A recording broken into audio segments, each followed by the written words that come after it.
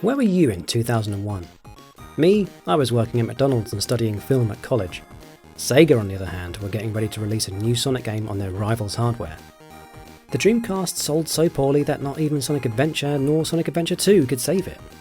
SNK just went bankrupt and split off to form a new studio called Dimps.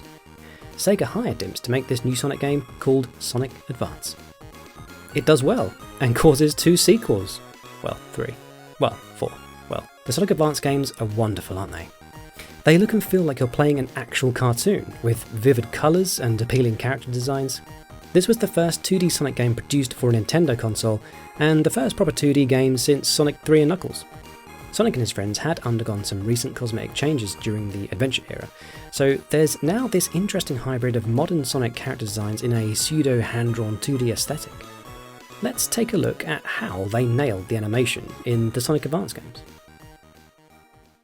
Let's start with all the technical stuff.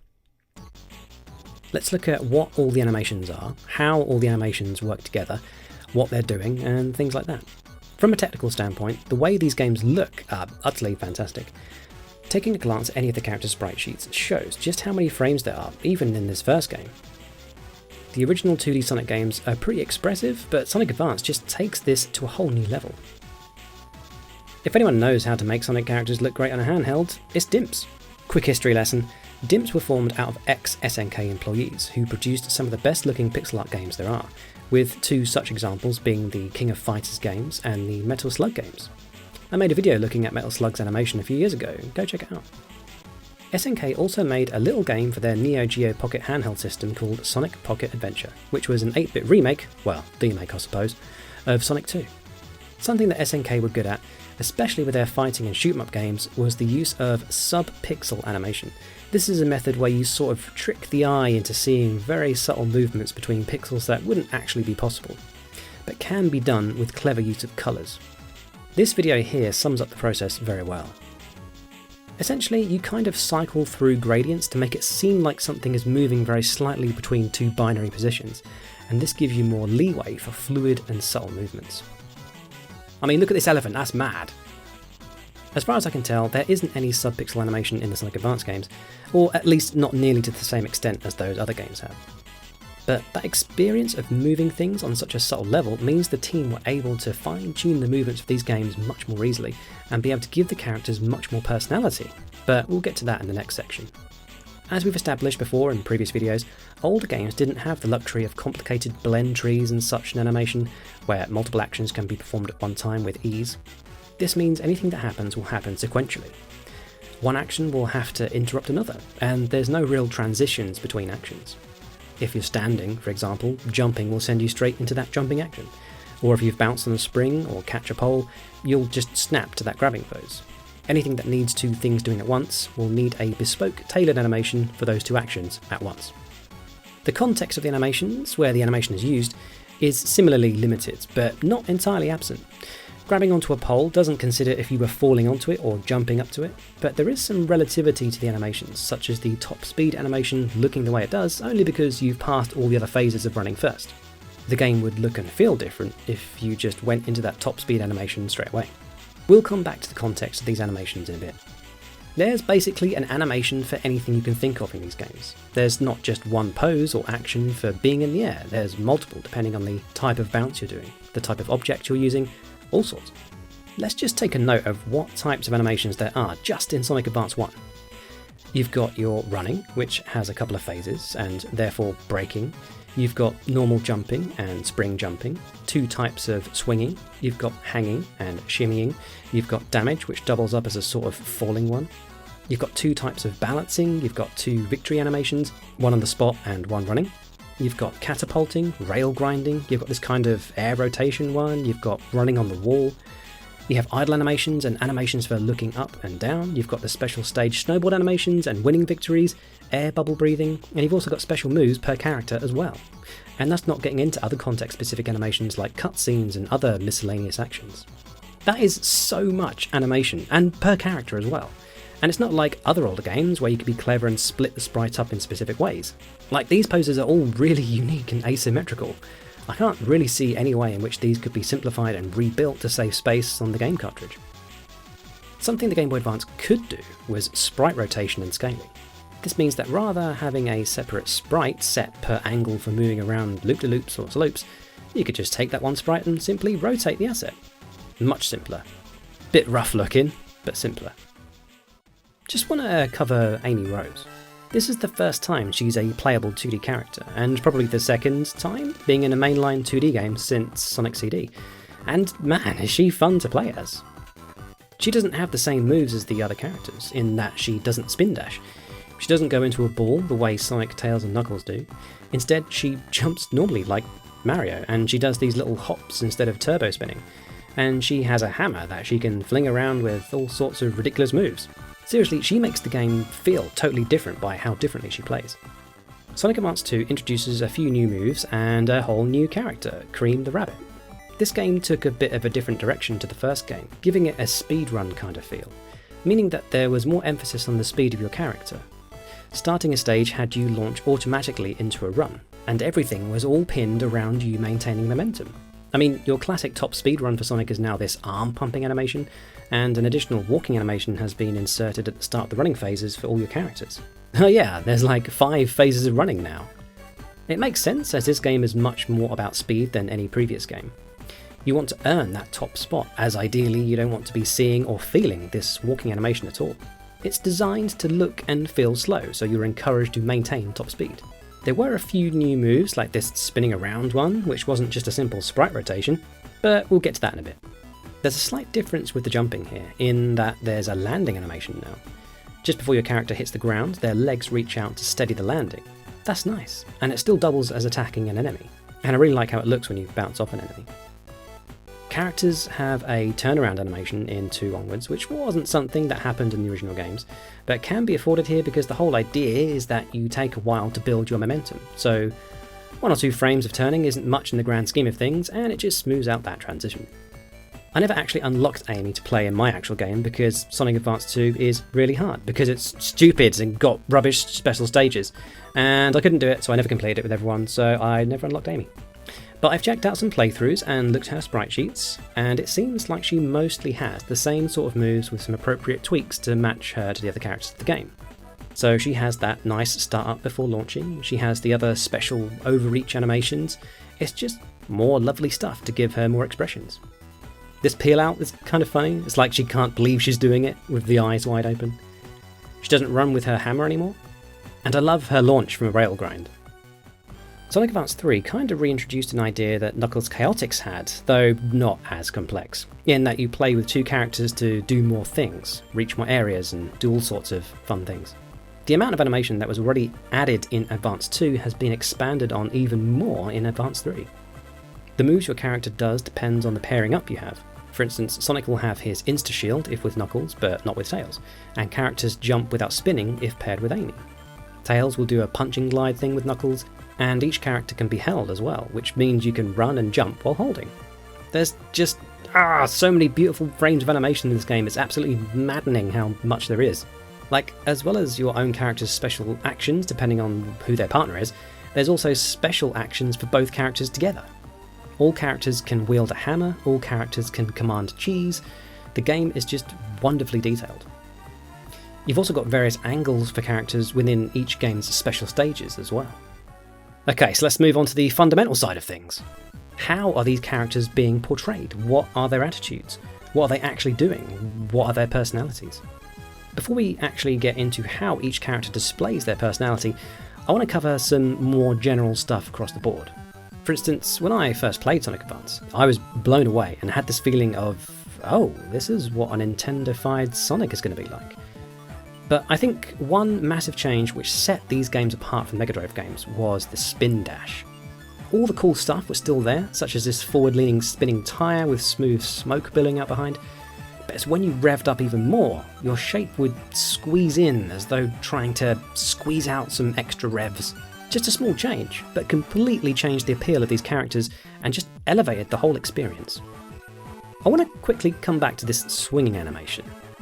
Now, they could have just used the same pose throughout this whole section, kind of like what they did for the big turning wheels in Toy Kingdom, but Dimps being Dimps want these characters to really feel like they belong in their environment. And hey, that's always been a thing with Sonic games. So you can see as they swing around, their legs will swing as well as their bodies. This is so they can build up the momentum to carry the weight of the swing into the next cycle. It's really cool. The legs are forward as you come down, straight at the bottom, and they bend back as you rise up again. Kind of like how you swing your legs on a swing, or if you're an acrobat at the Olympics.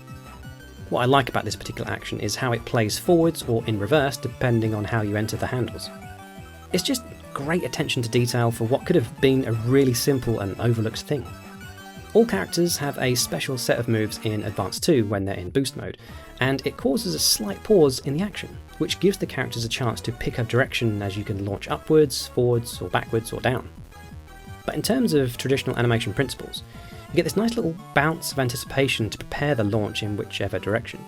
You don't often get moments of anticipation in video games with your player character, as it tends to interrupt the game feel, but you occasionally get opportunities to use it, and it just ramps up the excitement of the move.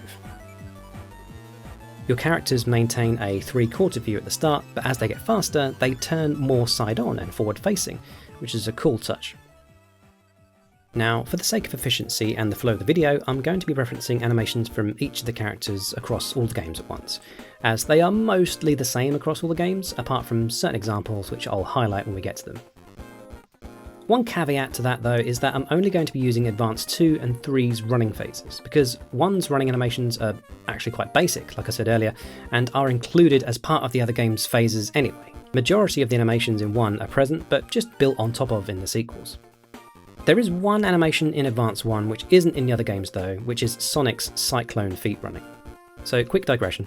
Advance 1 as a whole feels like a bit of an homage to the Mega Drive games, with similar zones and story setups, similar music in some places, and I think this particular run is supposed to make us feel nostalgic as players. Sonic has his arms back like he does in the Super Peel Out, rather than up by his sides, so it feels modern. But this ribbon-style speedy feat isn't used anymore after this game. I think it's fine, but it's replaced by what I think is a better feeling animation. Anyway, how do you make each character feel different when they all largely have the same set of moves? Let's break down what sort of personalities these characters have. Sonic is the fast, cool and carefree hero, known for his cocky attitude but always ready to help his friends and do the right thing. Knuckles is serious and strong, a bit of a fighter. He's much more naive and simple in recent portrayals compared to these iterations, where he's a tad more stern. Tails, the second youngest, is playful and innocent, yet brave and focused, navigating these new challenges in his own way. Amy is upbeat, romantic, and occasionally fiery, showing determination and courage while wielding her hammer. Cream, the newest and youngest, is happy, sweet, compassionate, and loyal. Sonic and Knuckles are the most similar of the roster, but have their differences. Cream, Amy, and Tails are all cheerful types, but also have their own spin on their attitudes. Let's see how their personalities come across in some similar actions. Let's have a look at their idle stances first. They all generally do some sort of bouncing on the spot, but Sonic leans back and forwards, slightly swinging his arms with his ready-to-go sort of energy. It's interrupted occasionally by him tapping the tip of his shoe on the floor, which, without more in-depth research on my part, I assume is him testing the tightness and comfort of his running shoes so he can run without any discomfort and do the best he can. Amy rocks her arms from front to back in opposite directions while she bounces, her heels gently lifting with each bounce and her fringy bits dragging behind the action. She's got a ready-to-go attitude but maintains her posture. Knuckles' go-to energy is that of a boxer getting ready for a fight, so he holds his fists in front of him, occasionally tapping them together and rocking slightly as though practicing to dodge a punch. Tails is fairly simple, he's just eager to go, keen to do a good job. And Cream, oh Cream, she's swinging her arms back and forward together at the same time, her torso countering the shifting weight. As a dad to a 7-year-old, I can confirm this is very on-point child waiting energy. Anything but standing still doing nothing. Come on, let's play! If we let characters stand around for too long, they'll have a fidget animation, though not in Advance 2, you have to press up for that. Sonic has his classic annoyance at you and huffs because he just wants to get going, you know? He seems to speak to you, telling you to let's go. Knuckles takes on a bit of a classic Sonic impatient foot tap, but he's not as frustrated as Sonic. He cracks his neck, clears his throat, and is like, come on. Tails is like, hey, are you ready to go? I think it's that way. Amy starts off just wanting to catch your attention, like, hello? And then she's like, hey, then gives a huff of irritation and loses her cool a bit and tries to wave you down. Cream's fidget would probably be this one eating ice cream in Advance 2. Very sweet. These waiting animations get even more elaborate in Sonic Advance 3, with different character combos giving different results. Generally, Sonic has given up these days with being impatient and just lays down for a nap. Amy pops herself down and daydreams. Cream falls asleep. Tails plonks himself down to have a look around. And Knuckles, this is my favourite, jumps down to do push-ups. Love how smooth this is. But they'll have different waiting animations if they're the other character, so Amy will stare lovingly at Sonic, but tries to wave you down if it's anyone else. Cream looks a tad concerned, and Tails is even more obvious by looking around with his binoculars to look at the way ahead. Subtle. Okay, well, let's elaborate on this further. Let's check out their build-up animations in Sonic Advance 2. Sonic is doing more stretches to warm up, as you'd expect a runner to do, making sure he doesn't pull a muscle, and does a shake to loosen up, while looking at you, the player. Cream is looking far forwards to see what fun lies ahead, and giggles with glee as her and Cheese cheer to get into the action. This is easily my favourite of the bunch. Tails is a little clueless at the start to where he is, but when he also breaks the fourth wall and notices you, he's like, aha, there you are, let's do this, where are we, aha, that way. Knuckles, much like Sonic, prepares himself for making sure his gloves are on securely, winds his arms to give them a quick warm-up to loosen any stiffness, and he's just ready to go, man. Let's do this thing. Amy checks her shoes, which is similar to Sonic. She then checks her hair, and then psychs herself up as if to say, you're confident, you can do this, let's go girl. Also, I really like the pose they all do just before setting off. Like, you can really feel like they're putting energy into pushing off from the starter pad. Just these couple of frames to show them building their energy like professional athletes do is small but effective. Each character grinds on rails in two, whereas I think it's only Sonic and Amy who can do it in one. So how is Sonic staying cool? He keeps his pose steady, arms out keeping balance, head slightly down, focusing, ready for dismounting. Tails has clearly taken inspiration from copying Sonic and holds a similar pose, though rather than having his palms out for extra fine-tuned balance, his fists are clenched. Knuckles seems less experienced at rail grinding. He steadies himself with arms out backwards, as though doing his best not to fall back, but still keeping steady. His little smirk shows he's enjoying this newfound dangerous activity. Amy keeps her confidence and cuteness by holding her knees to keep balance, which doubles as an effort to remain graceful, and it brings to mind that classic Marilyn Monroe photo. Cream wins yet again by waving to the player excitedly, mouth wide, ears and dress blowing by, again happy and proud that she's doing something this cool and not really paying attention to where she's going. Most of them seem to do a twirly jump dismount, though Amy does this awesome looking cartwheel, and I think I've caught Sonic doing a slightly different one before. Now let's look at the running. From a general standpoint, I think Advance 2 has the best balance of run phases. 1 only has 2 running phases with characters entering their main running animation straight away, with it just playing at a little slower frame rate at first, quickening up and then all entering their top speed after that. It's fine, perfectly functional, and like I said earlier, it matches the original setup from the Mega Drive games. 3 has those 5 running phases we've seen, but you enter that top speed arms back run after a fairly short amount of fast running, and you don't really get to experience those middle phases of running. Granted, the level design in 3 is much more platform oriented compared to 2, which was all about that forward momentum. But you had to earn that top speed while getting to see all the awesome arm pumping and leg throttling. 2 is still my overall favourite. I enjoyed the format of the boss fights, felt really exciting. 2 introduces this slow walk cycle at the start, which you don't often see because ideally you'll be running most of the time. You don't see it for too long anyway, but it does the job of selling that slow start into a quick jog. As we've established, the way they all run is slightly different. Sonic and Knuckles practically have a one-for-one likeness in their arm pumping and those arms back for top speed.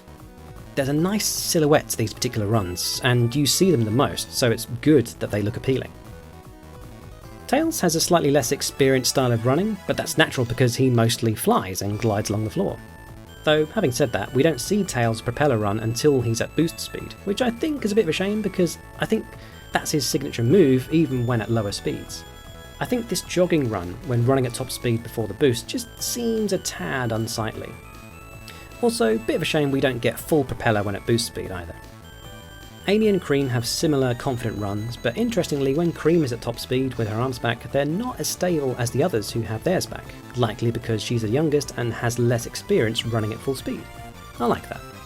Something interesting I want to point out here is that blinks are baked into the run cycles. They seem to occur every other cycle, and it's a nice way of breaking up the animation loop and keeping the characters feeling alive. I tend to notice it most with Tails. Okay, let's see how each character breaks, as in stops running.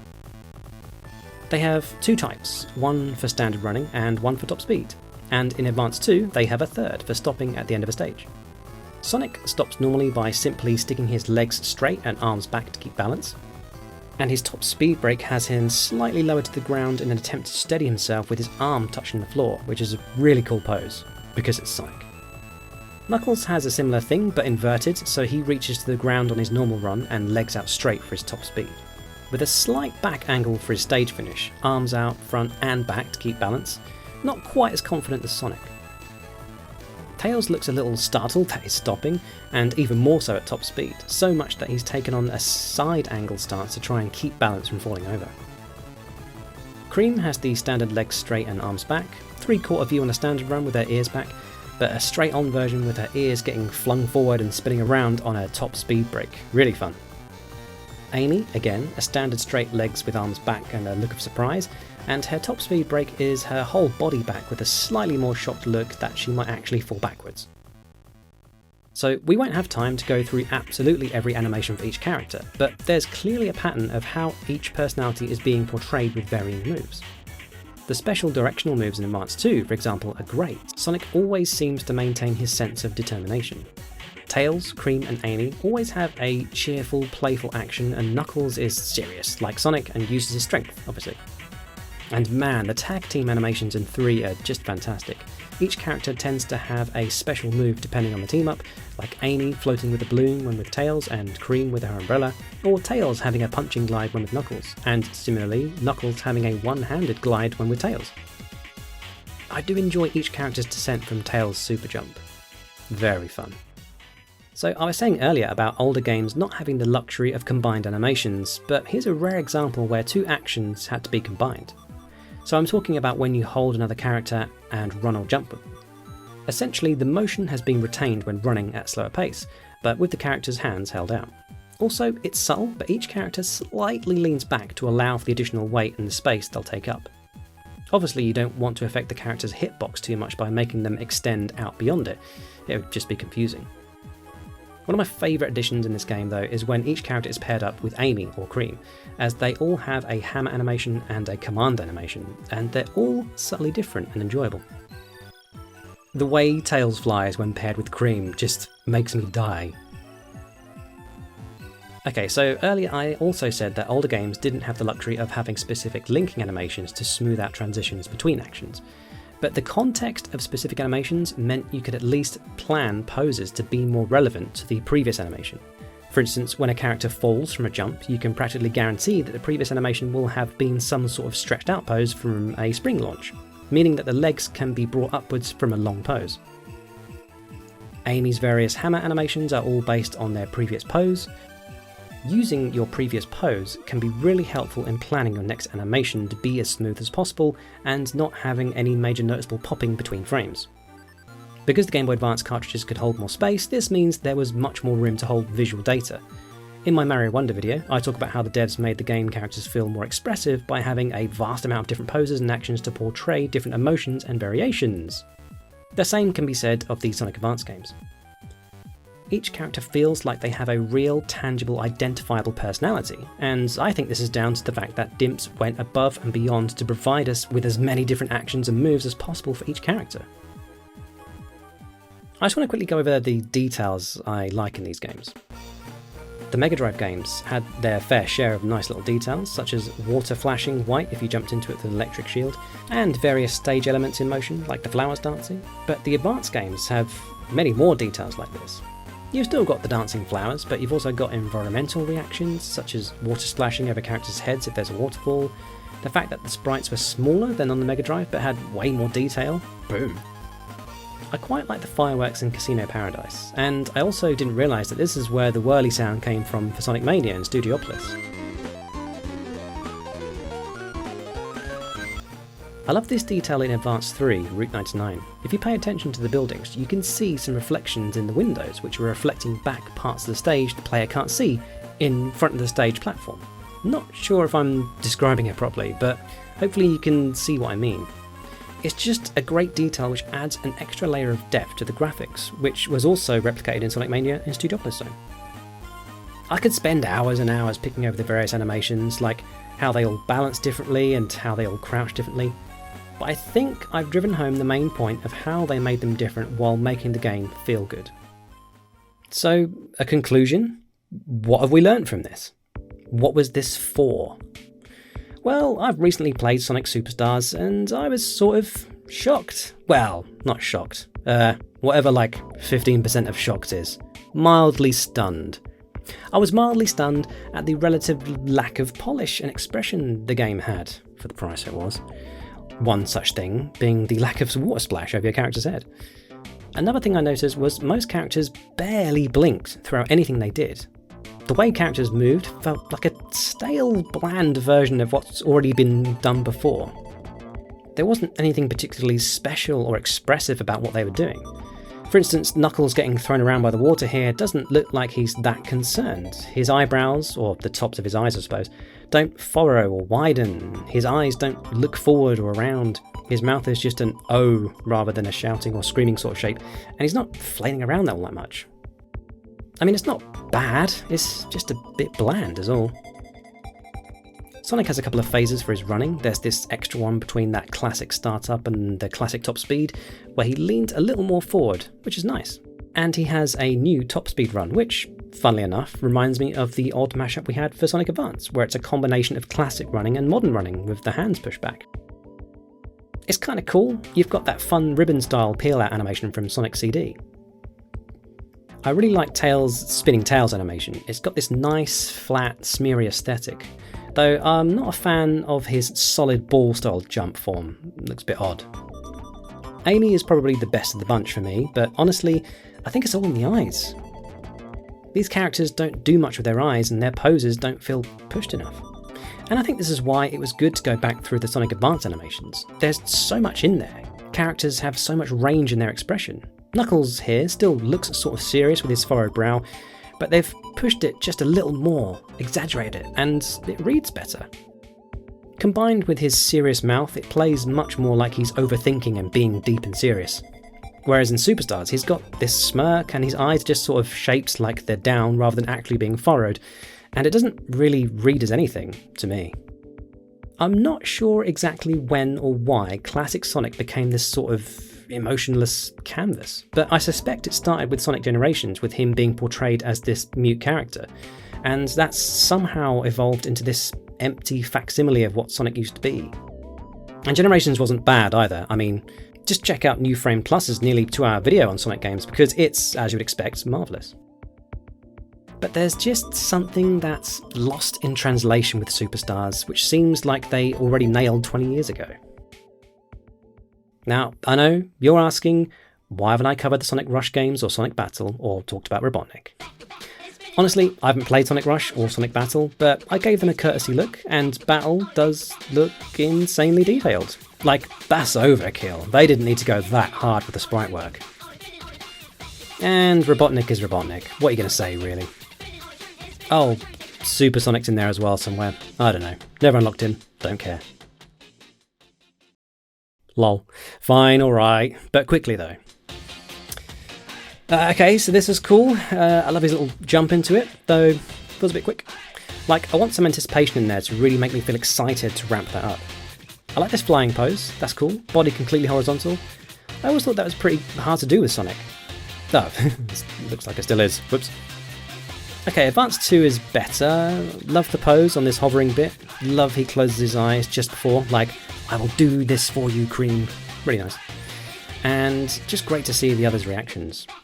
Sonic looks a little better horizontal in this one, and I love those tilts as he moves. And yep, same in Advance 3. Got this nice Hadouken pose with Robotnik. Right, done and done. I want to highlight a couple of indie games I put calls out for.